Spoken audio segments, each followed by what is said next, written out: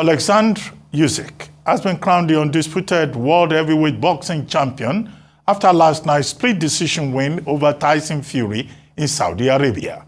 The Ukrainian improved his professional record to 22-0 after the judges called the bout 115-112 and 114-113 in his favor.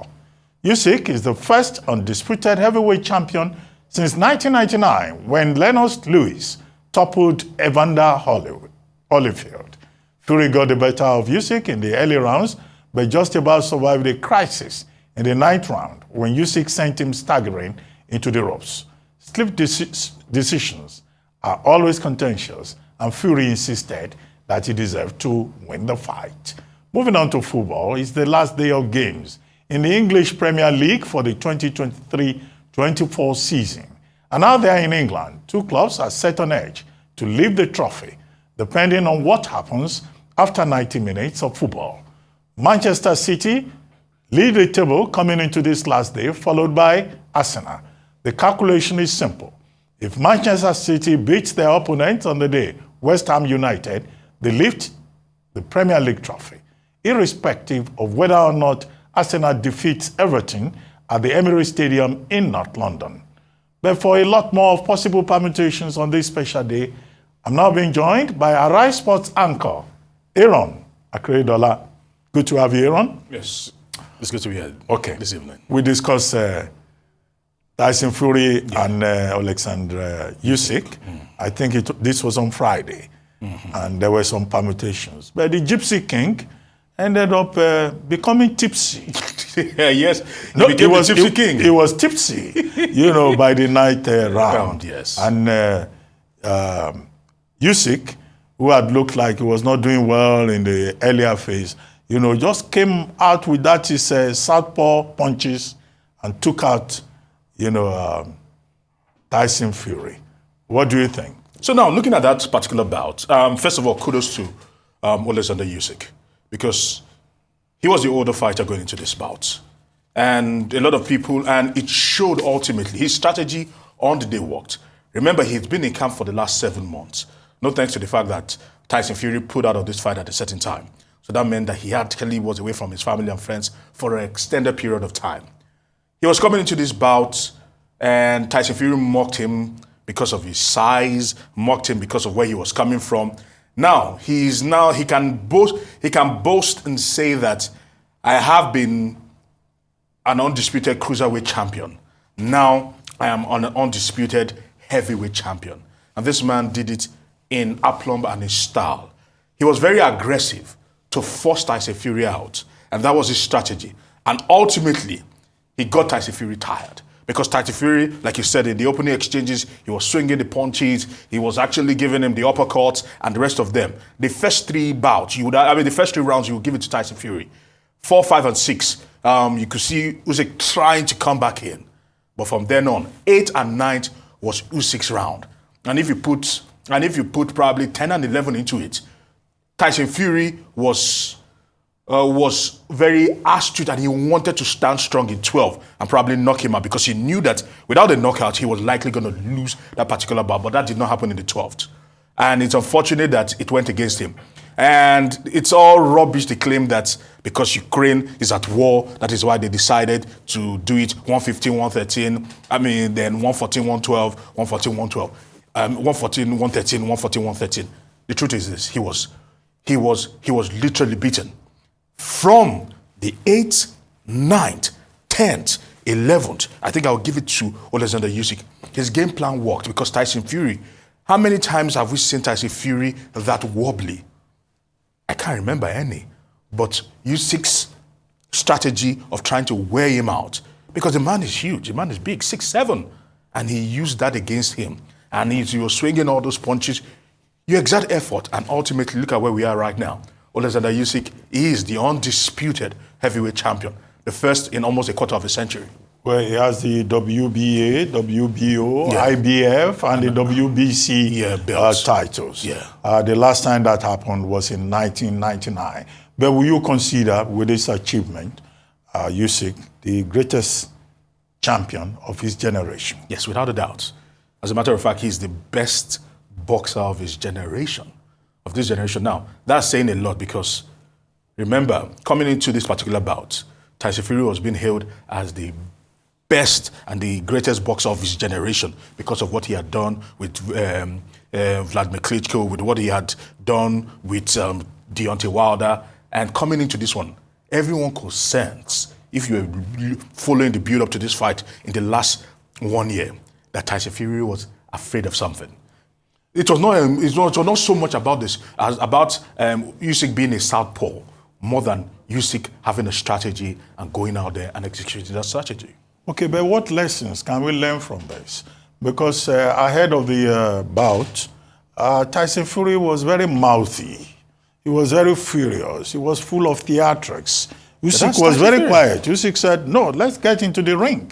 So what lessons can we learn, from this about, emotional intelligence, about self-control? No, the beauty is this, the style of Tyson Fury. Tyson Fury is very charismatic. Tyson Fury is full of life. He makes noise. Yes, he's also very, very vociferous. And he will say what is on his mind. Sometimes he gets it completely wrong. His father is even a worse train wreck than Tyson Fury himself, talking about John Fury. That's his style. Alexander Usyk is more measured. He's more controlled. He's more focused. And he's more purposeful about life. He's more of the kind of guy you want to champion the boxing fraternity at this stage in time. Because remember, this man decided to leave a fight with Anthony Joshua to go and fight a war in Ukraine. And that shows the kind of man he is and what he's actually, the stock he's made of. So, two different fighters, two different approaches. But one thing is certain. One knew what he had to do. And he was able to execute completely. And he was able to get it out. The only way I was hoping that Tyson Fury would win this, but I knew that the only way out for Tyson Fury to actually win this was him to floor Alexander Usyk on the canvas. That did not happen. The uppercuts were not strong enough to actually bring him down.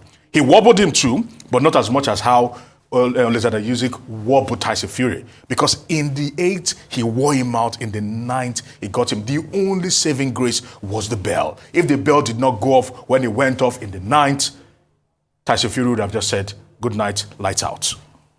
Okay, let's talk about the Premier League. It comes to an end today. Yes, it does. We have Arsenal and Everton. We have Man City and West Ham United. How is it going? The last time I checked, Man City was leading by the 48th minute 2-1. Arsenal and Everton level. What do you think is likely to happen? They must have spent more than 1 hour now. Yes, no, they are just approaching 1 hour. 1 hour. 51 minutes have been played across the plane for most of the teams. And Manchester City are still in the driving position. You look at it, 2-1. Phil Foden, who was crowned player of the season, has shown why he was given the player of the season by actually showing up today, where Erling Haaland had actually fluffed his lines on several occasions today. Phil Foden has shown why he is the player of the season, banging in 2 goals. He's gotten a brace right now. 17 league goals, yes, 8 assists, he's been 23 years. Yeah. Phenomenal. And for Arsenal, they've had to do it the hard way. They've had to come from behind to actually level up things. And they know that a win is not even enough. Talk less of a draw. So Arsenal are literally fighting really hard to do their own bit with the hope that miracles do happen. Mohamed Kudus that scored the goal for West Ham United. There's a story that has been told that Kudus told his brother, Thomas Partey, who plays for Arsenal, that don't worry, I will win you the Premier League. And I thought it was a joke. He has scored 1 goal and he's made things a little bit nervy. Who knows, maybe he has something off his sleeve to actually help Thomas Partey, because a draw will favor Arsenal. But at the moment, Manchester City is still in cruise control, and they are looking like they will be winning their 4th in another 30 minutes thereabout. And that will be quite historic. Historic, I must say. But apart from Phil Foden, what are the major highlights again today? Jurgen Klopp, his last match in the Premier League. So there are quite a lot of exits that are happening today. This will be Jurgen Klopp's last game today in the Premier League. 8 years, 7 months he spent in the Premier League. Some are saying that he's one of the most successful managers in that period of time. I would say that if I look at the trophy return, I don't think so. He played rock and roll football that is quite exciting and has got people excited about what he was doing with the Cup and Anfield and with Liverpool. But I must say that I will still give him a pass and say that he hasn't really shaken the foundations and the tectonic plates of the Premier League, as some would say. And also De Zerbi, the Brighton coach, also is bowing out after today's game. They have a game against Manchester United as we speak. That game is still goalless, and he too will be leaving. And as I'm Chelsea, who are leading right now, I will be hoping that they can finish strong when they started very poorly. Chelsea this season, this year have been quite imperious, and kudos to them. But they would have to pay for all that happens because the Premier League is not in 3 or 4 months. The Premier League spans about 8, 9, 10 months. And Chelsea have been woeful in the first half, but in the second half, they've been able to put their acts together, and they're looking like they might just nick a European spot. So a lot is still up for grabs, and we're hoping that our Nigerian guys, talking about Ola Aina and Taiwo Awoniyi, who play for Nottingham Forest, will still remain in the Premier League. They know that they need at least a draw to be able to remain in the Premier League, because Luton Town right now are currently losing to Fulham 2-1. And with Luton losing, that means that Nottingham Forest don't need to do anything today. They don't even need to show up today to remain in the Premier League for next season. Well, as of this moment, Chelsea is leading Bournemouth 2-1. Yeah. And Liverpool is leading Wolves 2-0. Yes. So it looks like the last hurrah for Jurgen Klopp may well be truly a celebration. But it turned out to be an anticlimax, because he was expected to go out on a high, and some were expecting to win the Premier League and also win maybe even the Europa League and also win maybe the FA Cup. That didn't pan out, and the only trophy he will be leaving with in this is final charge into the sunset is just the Carabao Cup. It's unfortunate, but that's how the Premier League is. Some are saying that he made a grave error by announcing too early that he was leaving Liverpool. Maybe if he had kept it on the wraps and left it to the end of the season, maybe the players would have actually rallied themselves around him. But they know he will not be there next season. And we're even hearing that there will be a lot of departure and there will be a lot of people following him out of the door. But let's see how it goes. Well, on that note, I would like to thank you very much, Aron Akerejola, for bringing us up to speed with the Premier League and the major highlights of the Premier League, and doing a review of the Gypsy King. October, by the way, Dr. Who was October. Gypsy yesterday. He says he will be back fully fit in October. Yes, there's a possibility of a rematch. No, the rematch is on already. Yes. Tyson Fury has said October. USYK has agreed October. Frank Warren has said, let's do this. Of course, they will still need to do some fine lines, still draw up agreements and the rest of them, sharing formulas and the rest of them. But October, he's very, very hungry. This is a man that is very evasive, very slippery, talking about Tyson Fury. But this time around, he's got his back against the wall because he has nothing to lose anymore. He has nothing to hold on to. That particular belt that he was holding on to, the WBC belt, has been snatched off his hand. So he will need to want to go back there quickly, comport himself, and try to regain all belts back.